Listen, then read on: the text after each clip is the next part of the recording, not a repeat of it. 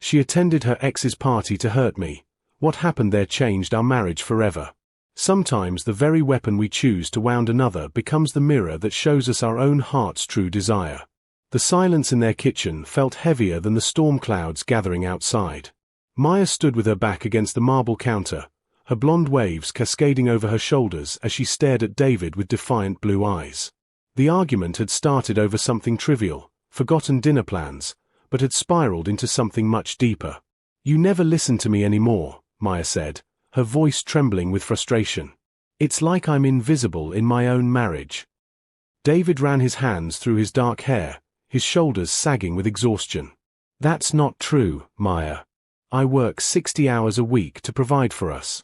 When I come home, all I want is peace." "Peace?" Maya laughed bitterly. "Is that what you call this? Me tiptoeing around your moods, your silence? When was the last time you actually looked at me, David? Really looked at me?" He lifted his tired brown eyes to meet hers. "I'm looking at you now."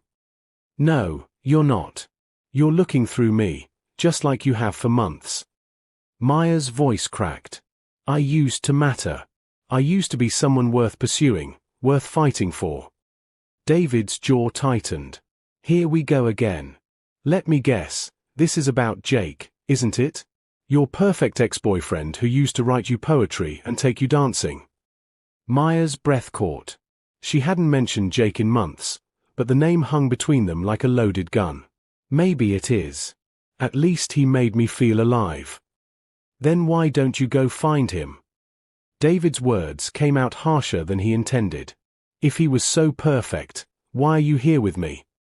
The hurt that flashed across Maya's face was immediate and raw. She straightened, her chin lifting in a gesture David had seen countless times before, her armor going up.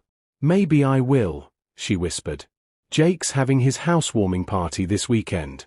He invited me last month, and I said no because I thought it would hurt you. But clearly, you don't care enough to be hurt." David felt something cold settle in his chest. "Maya, don't." "Don't what? Don't show you that other men still find me desirable? Don't prove that I have options." Maya grabbed her phone from the counter, her fingers shaking as she typed. "There. I just told him I'll be there." The notification sound from her phone seemed to echo in the sudden silence. David stared at her, and for a moment, Maya thought she saw fear flicker across his features. But then his expression hardened. "Fine," he said quietly. "Go. But don't expect me to be here waiting when you get back with your ego sufficiently stroked." Maya felt tears sting her eyes, but she refused to let them fall. "Maybe I won't come back."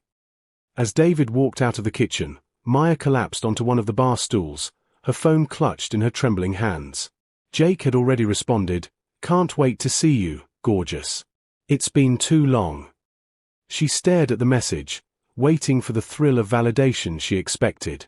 Instead, she felt only emptiness. But she'd made her choice. In 3 days, she would attend Jake's party, and she would make David regret taking her for granted. What she didn't know was that this decision would change everything, not in the way she expected, but in the way she desperately needed. Maya spent Friday afternoon in a way she hadn't in years, preparing for another man. She stood before her walk-in closet, surveying the dresses she'd accumulated over 5 years of marriage, most of which David had barely noticed her wearing. Her fingers traced the emerald green silk dress she'd bought for their last anniversary dinner.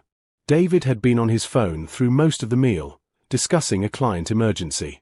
She'd felt beautiful in the dress, but invisible across from him. Tonight would be different. Tonight, she would be seen. She chose a black cocktail dress that hugged her curves perfectly, the kind that made her feel confident and powerful. As she slipped it on, she caught sight of herself in the full-length mirror.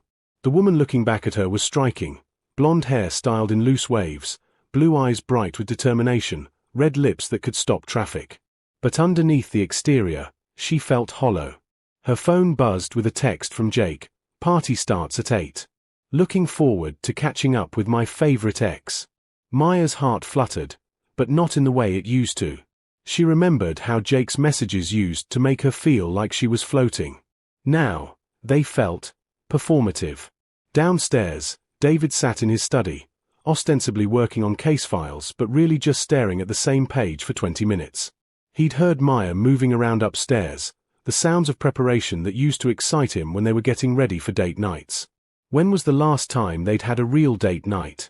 When was the last time he'd seen her get dressed up for him? The realization hit him like a physical blow.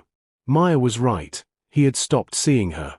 Somewhere between building his practice and the daily grind, he'd forgotten to notice his wife.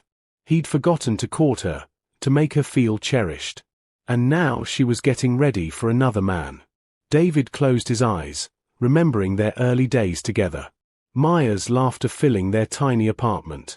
The way she'd curl up against him on Sunday mornings, tracing patterns on his chest while they planned their future. She'd been vibrant then, full of dreams and passion. When had she stopped sharing those dreams with him? When had he stopped asking? Maya appeared in the study doorway, and David's breath caught. She was stunning, absolutely radiant in a way that made his chest ache with longing and regret. "I'm leaving," she said softly, her voice lacking the defiance from earlier. David stood slowly, taking in every detail of her appearance. The way the dress highlighted her graceful neck, the careful application of makeup that brought out her natural beauty, the slight tremor in her hands despite her composed exterior. "You look beautiful," he said, the words coming out rougher than intended. Maya's composure wavered for just a moment. She'd expected anger, accusations, maybe even jealousy. She hadn't expected him to compliment her. "Thank you," she whispered. They stood there for a heartbeat, the weight of 5 years between them. David wanted to ask her not to go, to tell her they could fix this, that he would do better. But pride and hurt held his tongue. "Have a good time," he said instead, the words tasting like ash. Maya nodded, unable to trust her voice. As she turned to leave, David called out softly, "Maya." She paused but didn't turn around. "For what it's worth," he said, "I do see you. I see you every day. I forgot to tell you."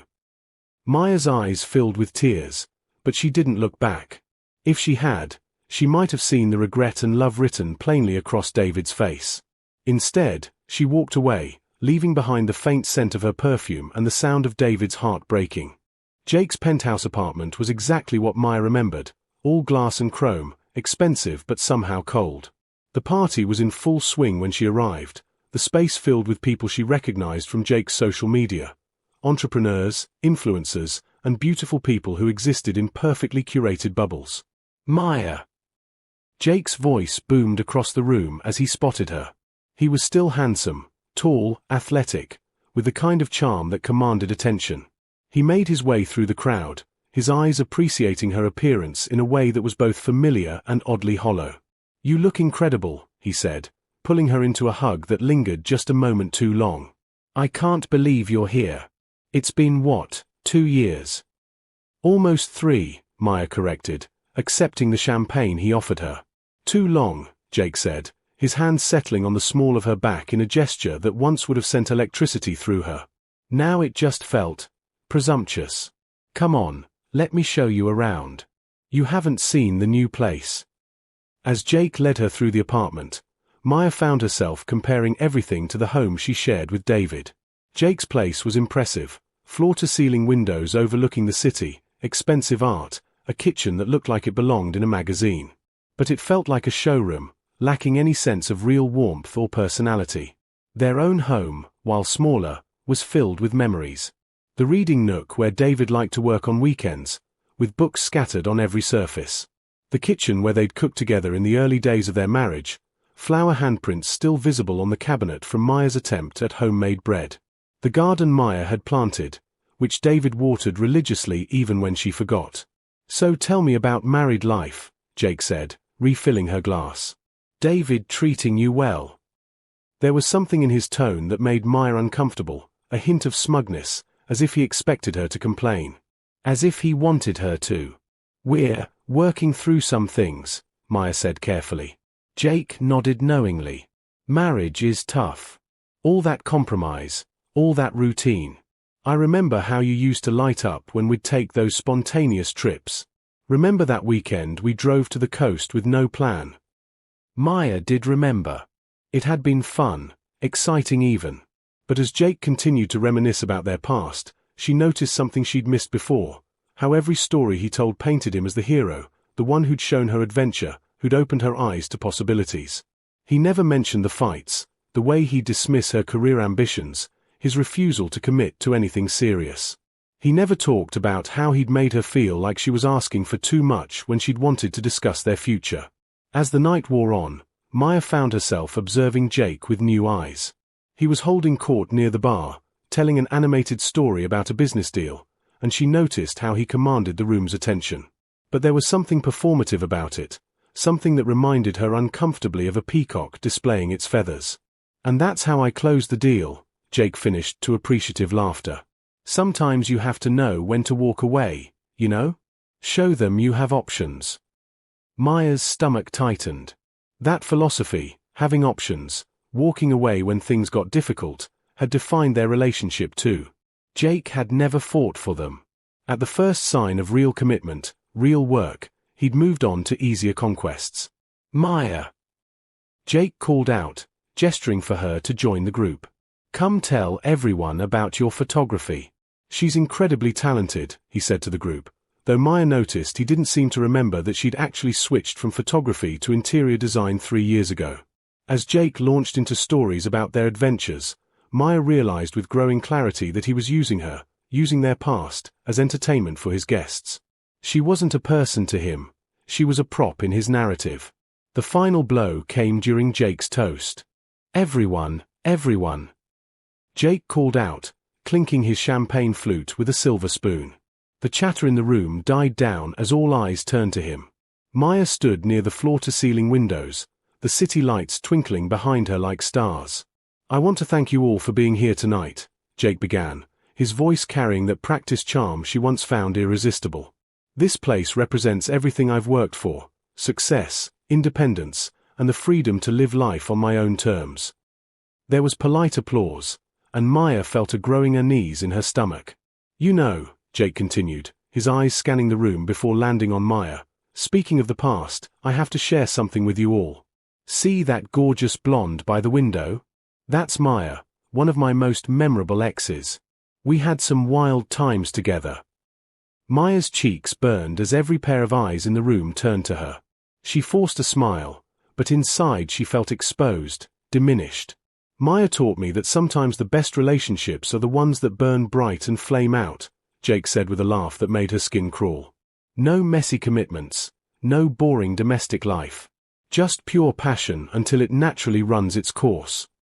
The crowd chuckled, and Maya felt something die inside her chest. Is that really how he remembered their relationship? As a casual fling that burned out naturally? She remembered nights spent talking about their dreams, moments when she'd thought they were building something real. But to him, she'd been just another adventure. "Of course, she's married now," Jake continued. "But hey," he raised his glass in her direction with a wink. "Thanks for the memories. Beautiful.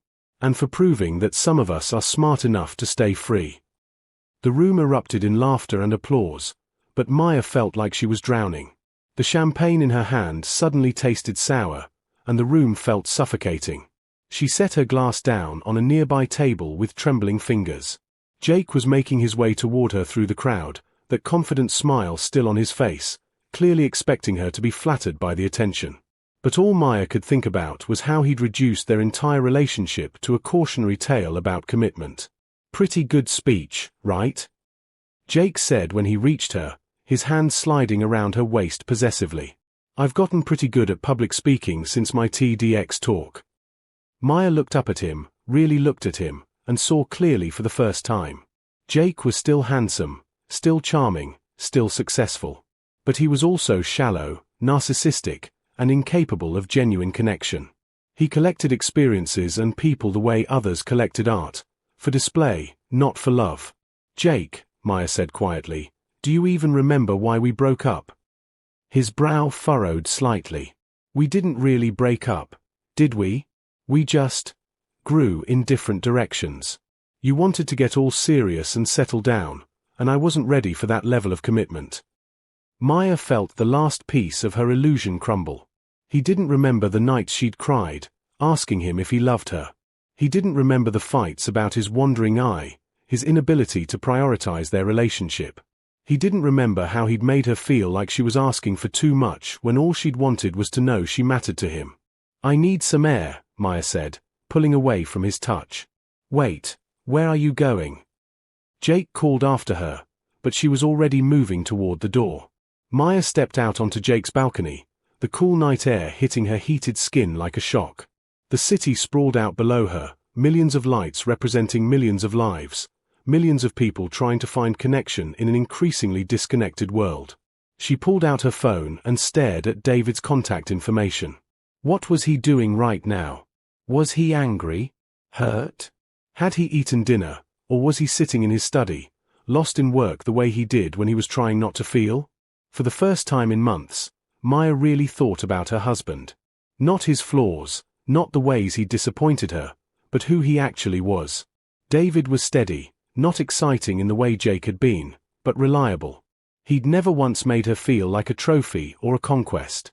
He'd never reduced their relationship to a punchline at a party. When David looked at her, he saw her, not just her beauty, but her mind, her dreams, her fears. He remembered details about her day, asked about her design projects, brought her coffee in the morning exactly the way she liked it.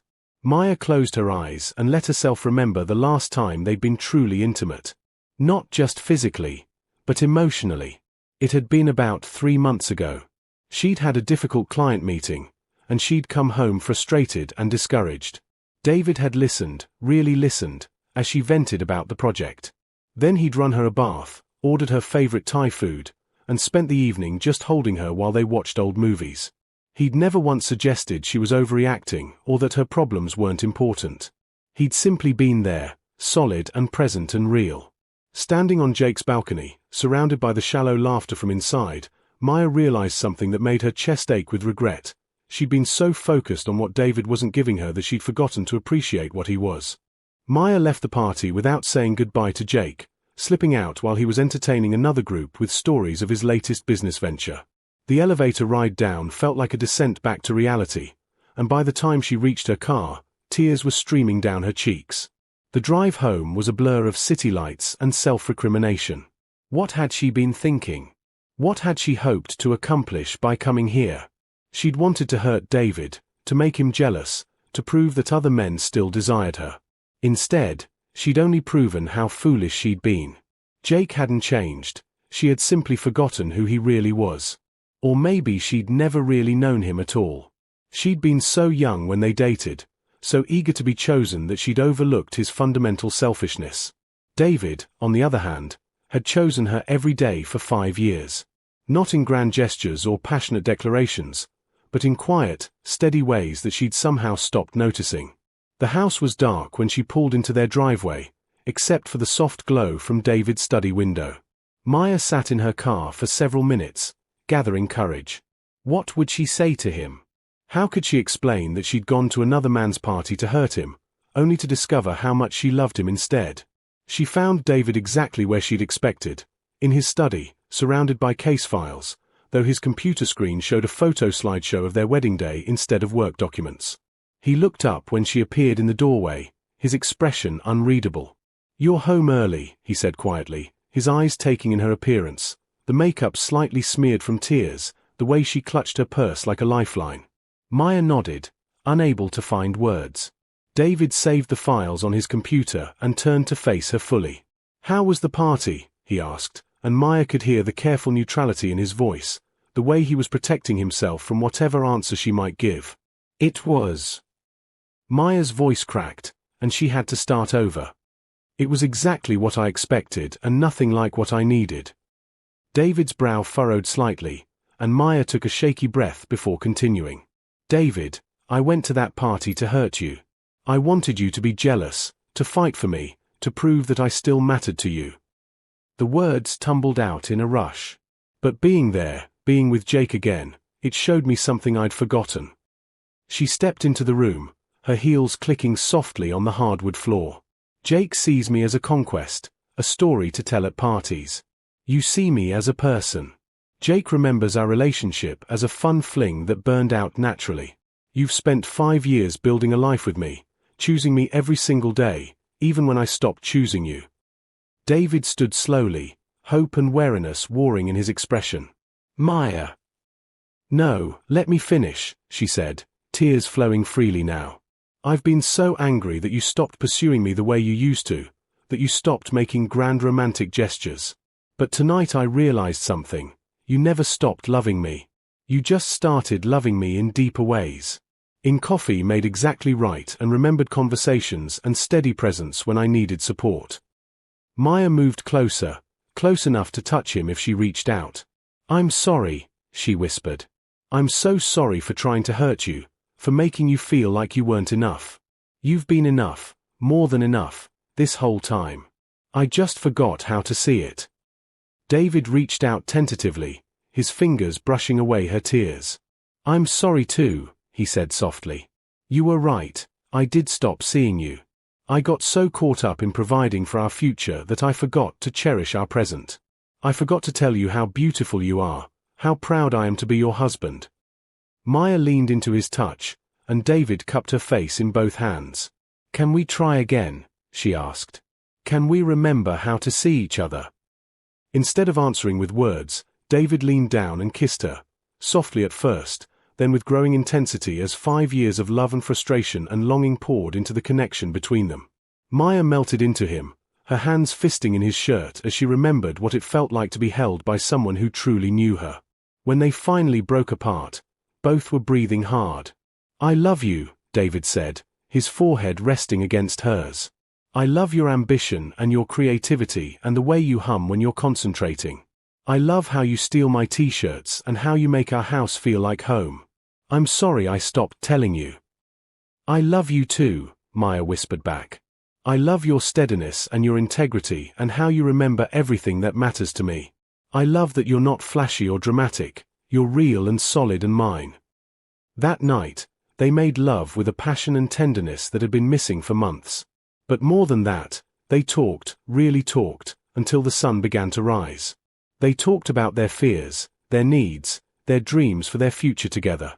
Maya told David about her loneliness, about feeling invisible in their marriage. David shared his own fears about not being exciting enough, interesting enough, successful enough to keep her happy. As dawn broke over their bedroom windows, Maya curled against David's chest, tracing patterns on his skin the way she used to in their early days together. "Thank you," David murmured into her hair. "For what?" "For coming home. For choosing us." Maya lifted her head to look at him, her blonde hair catching the morning light. "I always had a choice," she said. "Tonight just reminded me how to make the right one." The lesson we learn: sometimes the greatest act of rebellion against taking love for granted is not seeking validation elsewhere, but learning to truly see the treasure that's been beside us all along.